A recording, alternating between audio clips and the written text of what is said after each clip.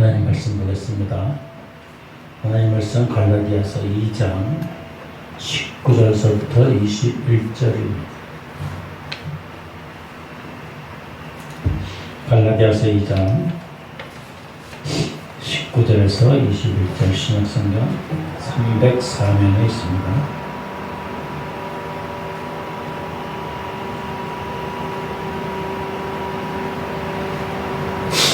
말씀을 함께 봉독합니다. 시작.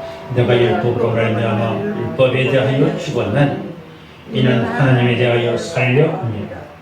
내가 그리스도와 함께 십자가에 못 박혔나니 그런즉 이제는 내가 사는 것이 아니요 오직 내 안에 그리스도께서 사시는 것이라. 이제 내가 육체 가운데 사는 것은 나를 사랑하사 나를 위하여 자기 자신을 버리신 하나님의 아들을 믿는 믿음 안에서 사는 것이라. 내가 하나님의 은혜를 피하지 아니하노니 만일 이렇게 되는 것이 율법으로 말미암았으면 그리스도께서 헛되이 죽으셨느니라. 아멘. 하나님의 귀한 말씀을 통해서 하나님의 은혜가 우리 가운데 있기를 소망합니다. 찬양합니다. 내가 그리스도와 함께.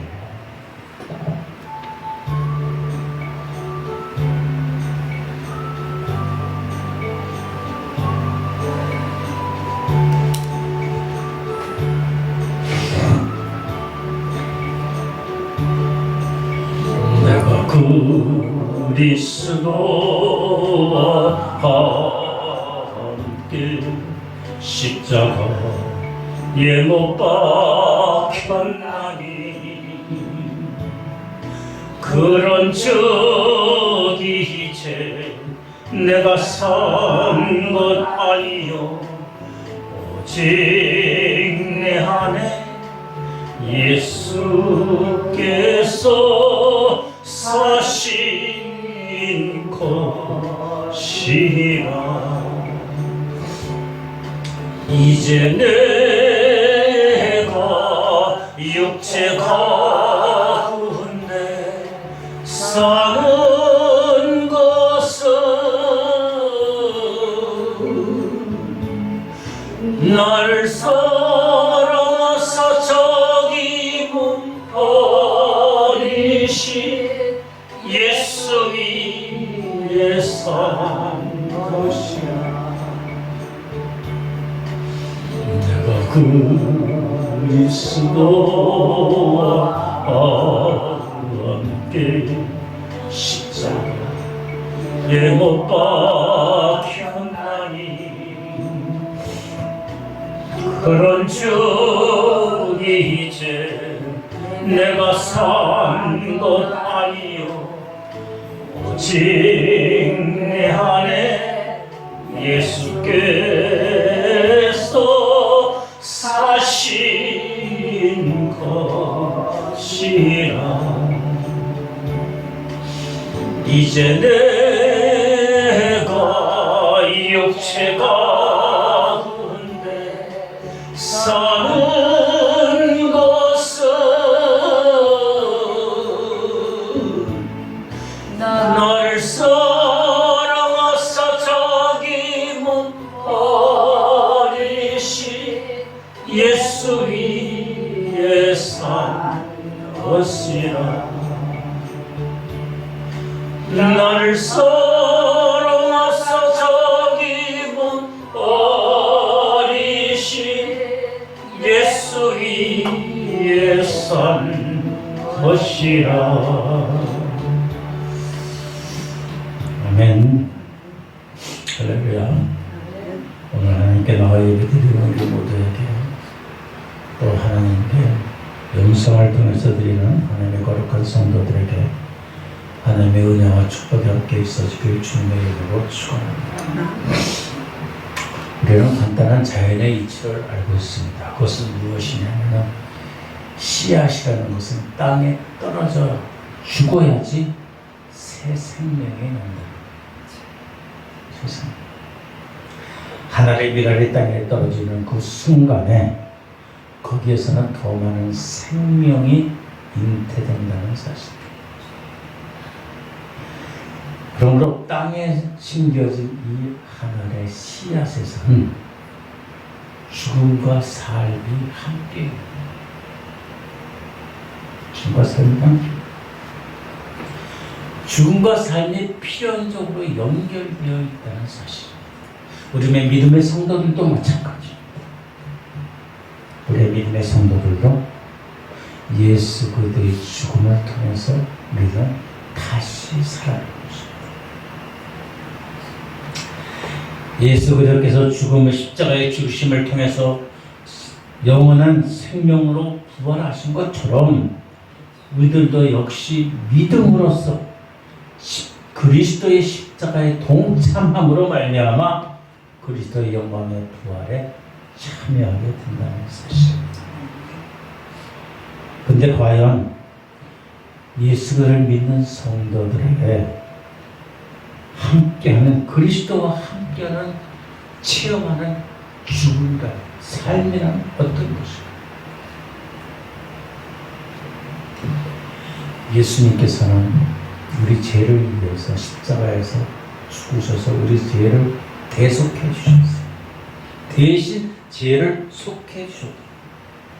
그러므로 예수 그리스도께서는 우리의 형벌을 십자가의 형벌로, 우리의 죄를 십자가의 형벌로 우리의 죄의 문제를 해결해 주셨다는 사실입니다. 예수 그리스도의 보혈의 공로로 우리는 죄에서 씻음을 받았습니다.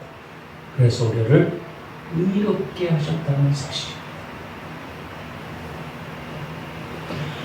그러므로 우리들은 그 예수 그리스도의 공로에 힘입어서 우리들은 그 예수를 믿고 의지하며 죄에 대하여 죽고 의에 대하여 살아난 하나님의 거룩한 성도가 되었다는 사실입니다.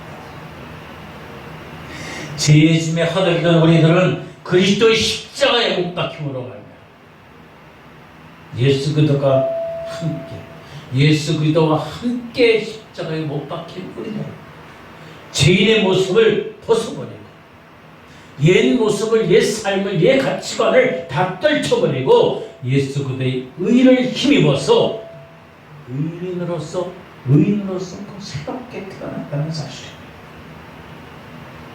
그러므로 예수 그리스도를 믿는, 예수 그리스도를 구주로 믿는, 예수 그리스도를 나의 생명으로, 나의 원천으로, 나의 모든 것을 믿는 하나님의 사람들, 성도들에게는 이제는 죄에 대해서 얽매이는 삶이 아니라는 사실입니다.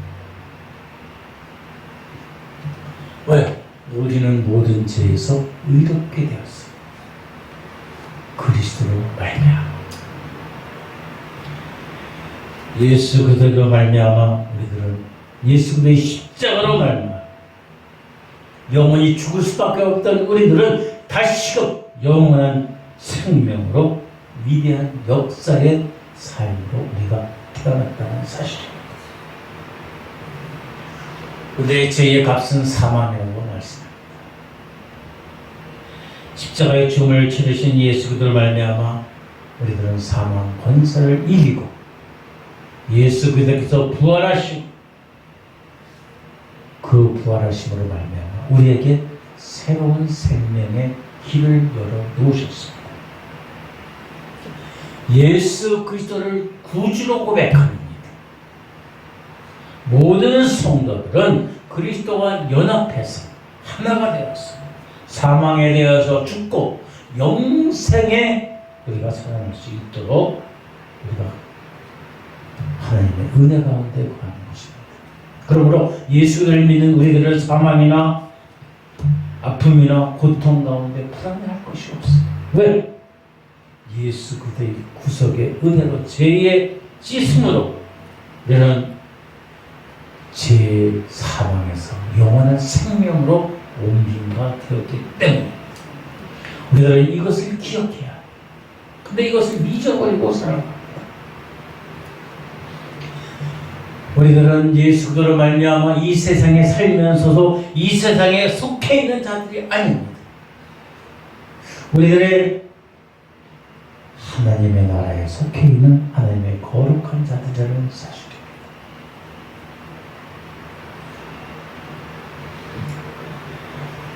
그러나 우리들의 육신은 연약합니다. 우리의 심령은 연약합니다. 우리의 믿음은 연약합니다. 그러므로 우리들은 세상의 정욕과 이생의 안목과 그 자랑에 끌려다니고 있습니다. 그러나 유기에 대해서 연연해서는 안 된다는 사실. 세상에 대하여 죽었지만은 우리들은 그리스도와 함께 세상의 어떤 자랑이나 가치관들이 우리에게는 결코 유익한 것이 아니라 무익하다는 사실.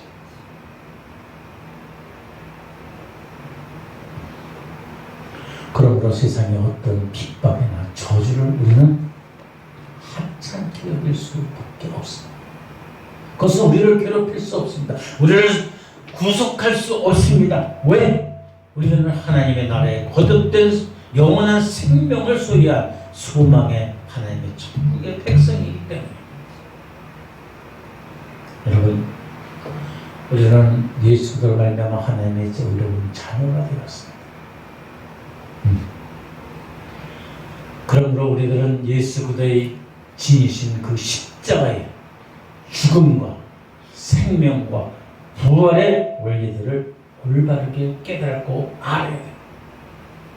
그리고 알고 깨닫는 것뿐만 아니라 예수 그리스도의 죽음과 생명의 삶을 우리의 생명의 삶과 죽음으로 연결되어지고 우리가 예수 그리스도와 함께 되어야 된다는 사실입니다. 여러분, 그러나 우리의 삶은 어떻습니까? 우리의 믿음은 어떻습니까? 아직도 세상에 연연하고 있지는 않습니다.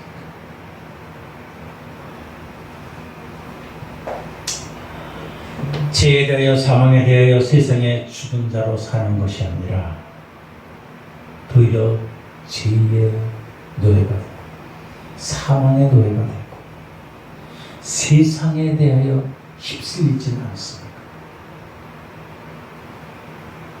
인터넷을 검색하다 보니까 정말로 의와 영원한 생명과 하나님의 나라에 산 자의 삶을 발견했습니다. 우연히 인터넷을 검색하다 보니까 유튜브 가운데 최춘선 할아버지 들어보시는지 모르겠어요. 최춘선 목사 맨발로 전도합니다. 지금 살아계신 분이 아니라 소천이죠. 1920년생. 거부의 아들로 태어났지만은 모든 것을 나눠주고 맨발로 전도하다가 돌아가신 분. 저는 맨 처음에 그냥 그런 분이 계셨구나라고 생각했어요. 근데 유튜브를 보서 요즘은 검색해 보시면 알 거예요. 맨발의 전도자 최춘선. 예배가 끝나고서 한번 검색을 해보세요. 최춘선 목사님 또는 최춘선 할아버지라고. 남들이 보기에는 참 저 사람이 정신이 나갔나? 이상한. 저도 그렇게 생각했어요. 근데 옛날에 서울에 살면서 아마 그런 분을 본 그 기억이 희미하게 나요. 근데 스쳐지는 않았어요. 근데 이번에 유튜브 검색하다 보니까 이 최춘선 할아버지, 맨발의 전도자 최춘선 목사님에 대해서 그나마 조금 알게 돼요. 그 발이 상상을 초월해요. 자그마치 30년 동안 맨발로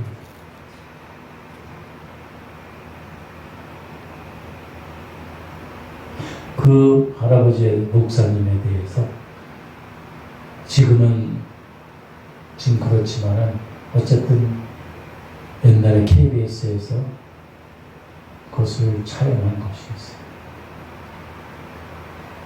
그 마지막에 그 프로듀서가 그 할아버지, 그 목사님의 발을 만졌는데 참 기가 막혀.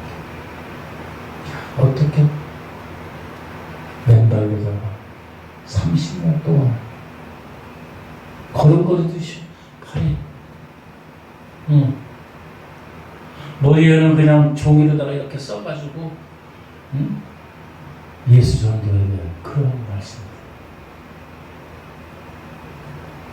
일제 제아무기의 나라를 광복을 위해서 온갖 피나 핍박과 고난을 당했지만 죽음의 순간까지 당신의 그 예수 그리스도에 대한 열정을 끊이지 않던 그런 목사님, 그 할아버지.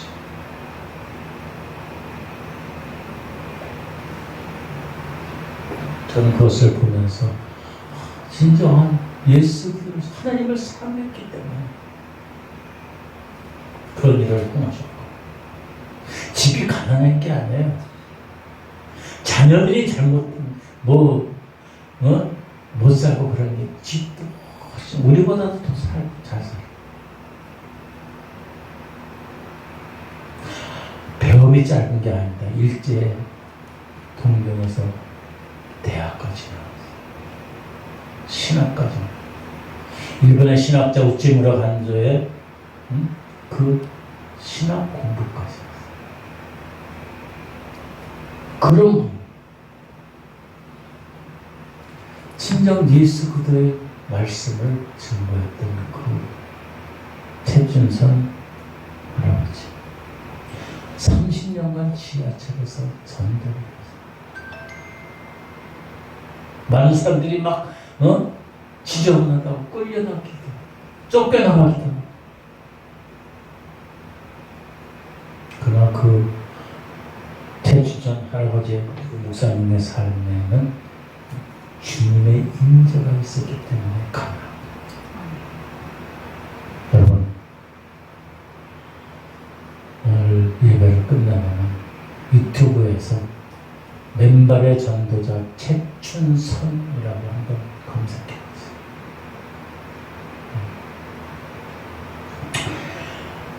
그걸 보면서 한 명의 그리스도인은 한 명으로 끝이는 것이, 그리스도인 한 명으로 끝이는 것이 아니라 한 명의 그리스도인이라도 많은 열매를 맺을 수 있는 거예요. 왜? 그 안에 예수 그리스도께서 함께 하시는.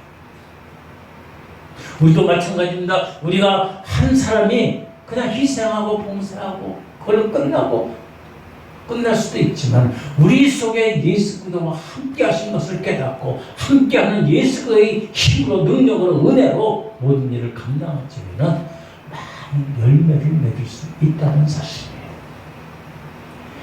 우리 자신 한 사람 한 사람이 진정한 예수 그리스도인이 되고, 가정이 회복되고, 가정이 복음화되고, 사회가, 교회가, 혼탁한 사회가 계획이 되고, 부패한 정치인들이 정화되는 놀라운 기적이 일어날 줄 믿습니다. 그것은 바로 나의 영향력이 아니라 예수 그리스도의 영향력이라는 사실입니다. 내 속에, 우리 속에 예수 그리스도 말미암아 내 안에 사시는 예수 그리스도 때문에 우리들은 이 땅 가운데 복음의 증거를, 열매를 맺을 수 있는, 이 맨발의 전도자 최춘선 할아버지를 통해서 믿지 않는 자들이 고백합니다. 불신자들이 이분이 믿고 따르는 예수님이라는 나도 한번 따라보겠다. 그러한 결심들도 보이지 않는 것 같지만 수많은 열매를 맺을 수 있습니다. 여러분, 우리들 한 사람 한 사람은 아무것도 아닌 것 같지만, 그러나 우리 속에 계시는 예수 그리스도로 말미암아, 여러분 속에 계시는 예수 그리스도로 말미암아 여러분의 주변이 변화되고, 가정이 변화되고, 사회가 변화되고, 정치가 변화되고, 세계가 변화된다는 사실을 잊지 마시기 바랍니다. 오늘 우리가 읽었던 갈라디아서 2장 19절부터 21절까지 우리는 많은 설교를 통해서 읽습니다. 많은 설교를 통해서 우리는 알고 있습니다. 20절에 보면 내가 그리스도와 함께 십자가에 못 박혔다고 말씀합니다. 19절에는 이렇게 말씀합니다. 내가 율법으로 말미암아 율법에 대하여 죽었나니 이는 하나님에 대하여 살아. 하나님에 대하여 살아. 하나님께 대하여 살아. 율법에 대하여 죽었다고 말해.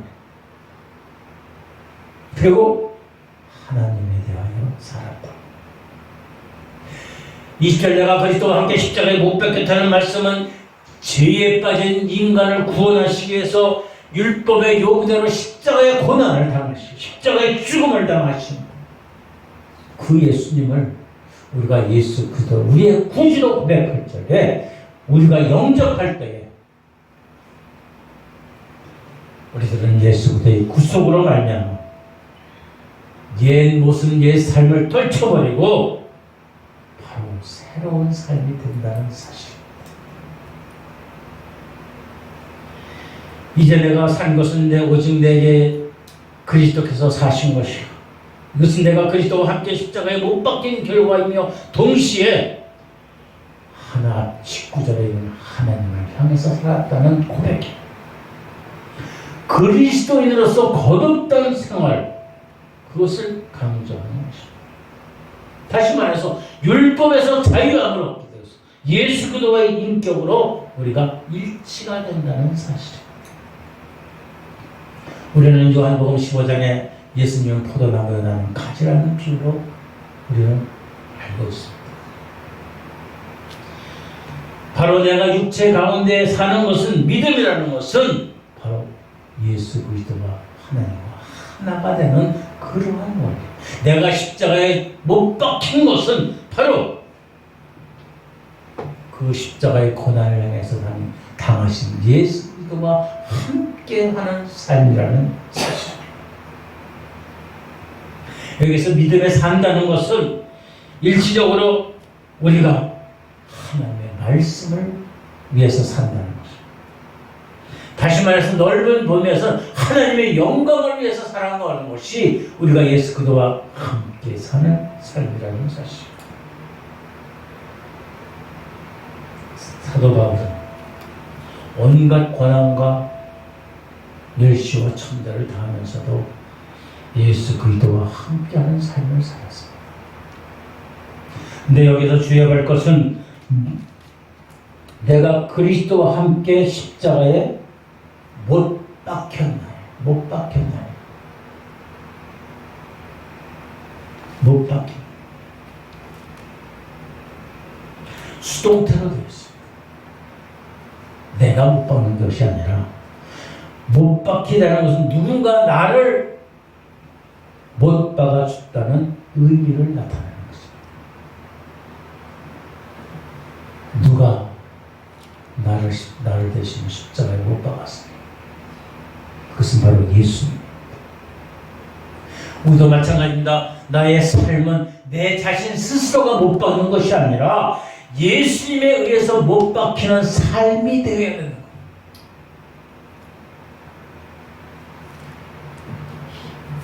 내가 내 자신에게 못 박는 것은 힘든 것입니다. 여러분 자신을 못 박히는 삶을 살 수 있을까요? 정말 힘들어요.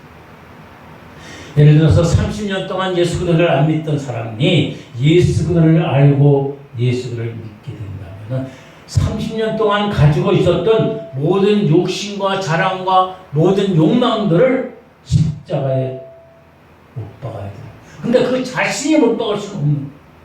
못 박히면 너무 힘든 거예요.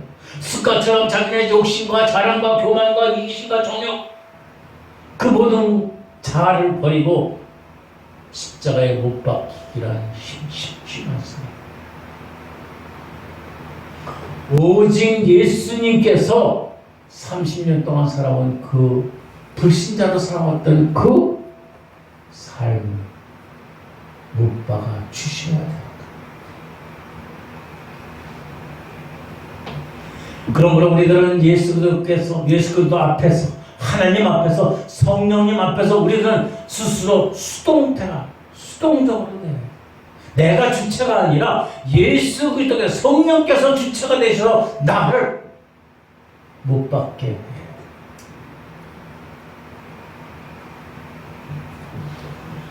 내 모든 자아를 예수 그리스도로 말미암아 못 박힐 수 있도록 우리들은 철저히 내 자신을 내려놓아야 된다는 사실. 그런데 아직 우리들은 내 자신을 내려놓지 못하고 있습니다. 예수님께서 말씀하셔 비유하십니다. 토기장이가 그릇을 만들 적에 그 진흙이 아직도 나는 무슨 것을 할 수 있다고 진흙이 자기 주장을 한다면 아름다운 토기를 만들 수 없습니다. 그 진흙은 철저하게 수동적으로 되어야 해요. 토기장이의 손에 달려. 마찬가지로 우리들도 하나님의 손에 붙잡히고 하나님의 손에 우리는 모든 것을 내어놓을 수 있어야 됩니다. 그런데 우리는 아직도 내 자신을 내 주장대로 내 생각대로 우리는 살아. 우리의 토기장 인생의 토기장이 되신 하나님의 손에 예수님의 손에 우리는 맡겨놓지 못한다는 사실이에요. 때로는 내려놓은 것 같지만은 결코 내려놓지 못해.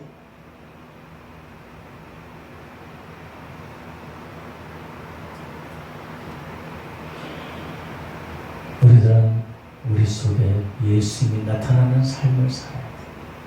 그것은 바로 우리가 예수 그리스도의 안에서 예수 그리스도께 우리의 모든 것을 내어 놓을 수 있어야 돼요.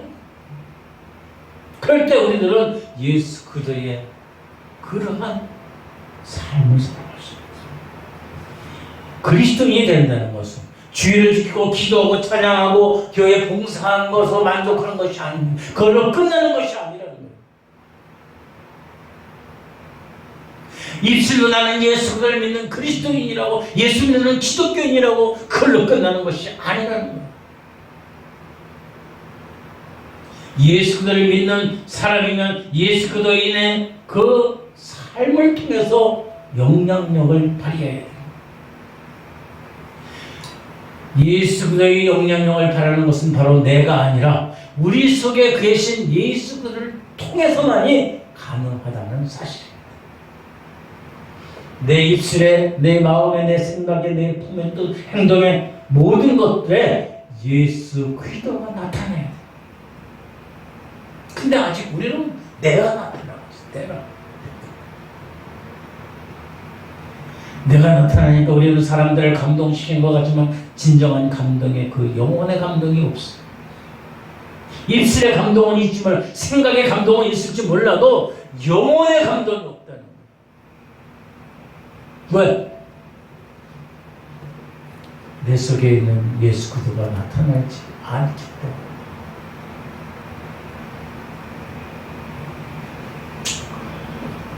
여러분, 우리는 어린이 놀이터에 가면 시소가 있어요. 시소. 이렇게 어디 타면 한쪽 올라가고 한쪽 내려가고. 시소. 시소를 탈 때 한 어린아이가 한 명이 타면 이 반대쪽은 어떻게 돼요? 올라가게 돼있어요. 또 이쪽이 무거우면 가벼운 쪽이 올라가게 돼있어요. 주님과 관계도 마찬가지. 내가 겸손해지면 우리 주님이 올라가. 그러나 내가 교만해지면 주님은 도리어 내려가게 돼요. 나의 자아로, 나의 욕심으로, 나의 모든 것으로 가득 차 있을 적에는 주님은 밑바닥으로 내려가요. 그러나 내 모든 것이 다 내려놓고 욕망도 욕심도 세상의 정욕도 안목의 이상의 자랑도 다 내려놓을 적에 우리 주님이 올라가신다.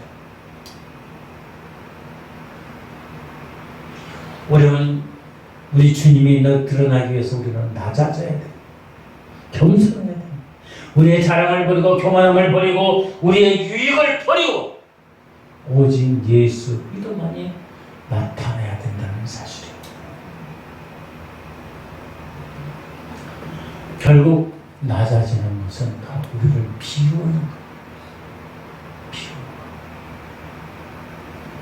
여러분, 맛있는 밥을 지었으면 그 밥을 아름다운 깨끗한 그릇에 담아요.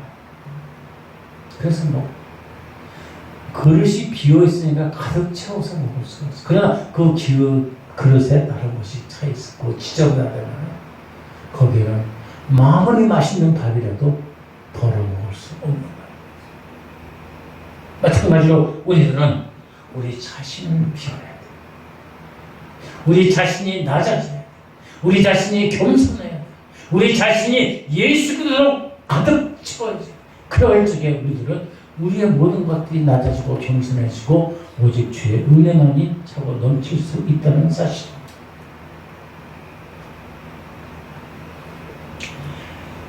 21절 말씀에 보면은 내가 하나님의 은혜를 패하지 아니하는다.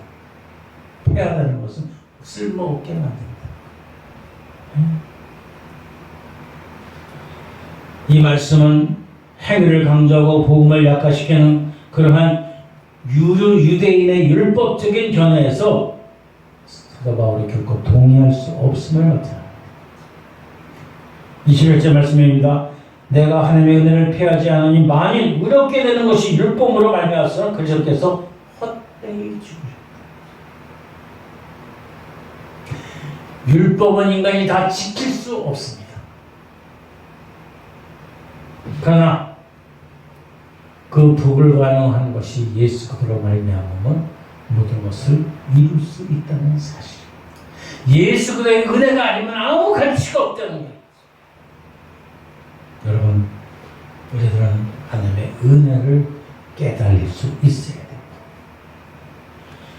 우리 모두들은 하나님의 은혜를 사모합니다. 하나님의 은혜를 충만히 더 많이 받기를 소망합니다. 그러나 우리는 하나님의 은혜를 너무너무 많이 받았기 때문에 그 주신 은혜를 깨닫지 못하는 거예요. 모든 것을 더 많이 받기를 사모하지만 이미 우리에게 많이 주신 은혜를 우리는 깨달아야 돼. 깨닫지 못하니까 자꾸 요구하는 거예요. 여러분에게 주신 하나님의 은혜가 얼마나 많습니까? 설교가 조 스펄전 목사는 이렇게 하나 얘기합니다. 우리에게 별빛을 주신 은혜에게 감사하면 하나님께서 우리에게 달빛을 주신다.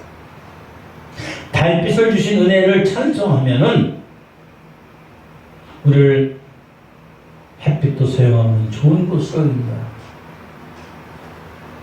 여기서도 제가 삽입하면은 우리에게 달빛을 주신 은혜를 찬송하면은 하나님은 우리에게 햇빛을 주신다.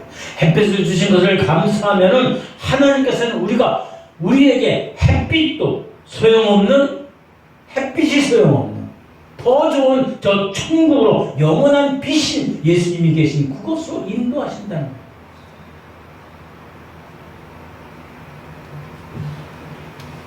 아무리 적은 은혜라도 이미 주신 하나님의 은혜에 감사할 수 있어요.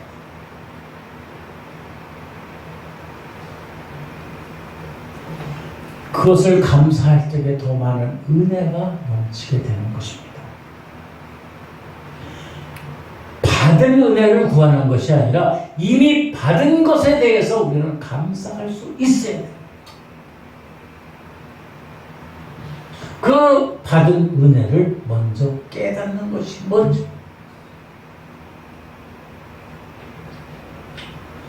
은혜 충만하다는 것은 내가 받은 은혜 때문에 충만한 것이 아니라 이미 받은 은혜로 새롭게 발견하고 이미 받은 은혜를 깨달음으로써 은혜가 충만해지는 것입니다.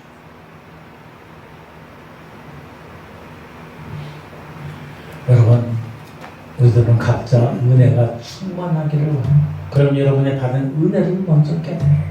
그 은혜를 깨달을 적에 그 은혜는 더 차고 넘치는 거예요. 마치 물통에 물이 넘치듯이 그 은혜가 차고 넘쳐서 나뿐만 아니라 우리 추위도, 우리 출연도 하나님의 은혜에 가득 차게 되는 것입니다. 여러분, 우리 가운데 하나님의 은혜가 넘치면 우리의 가정이, 우리의 교회가, 우리의 나라가, 우리의 민족이 은혜가 충만해질 줄 믿습니다. 여러분 속에 거하시는 예수 그리스도를 말미암아 예수 그리스도의 그 삶을 나타내고 예수 그리스도와 함께 할 적에 우리들은 더 이상 나약한 그리스도인이 아니라 도리어 강하고 담대하고 승리하는 자입니다.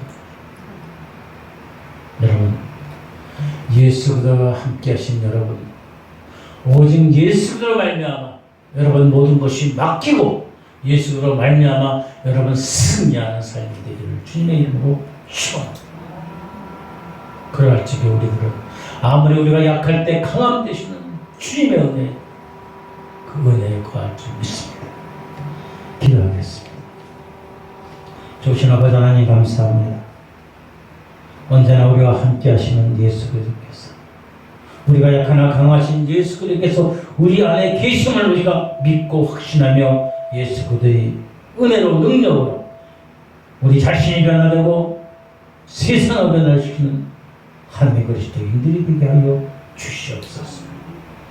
주님께서 주시는 은혜가 우리에게 넘쳐지는 것을 우리가 은혜 주신 것을 깨닫게 하시고 감사하게 하시고 찬양하게 하시고 오직 주의 영광이 되게 하여 주시옵시고 우리 안에 계시는 예수 그리스도를 증거할 수 나타낼 수 있는, 그래서 승리하는 복된 우리의 삶들 되게 하여 주시옵소서.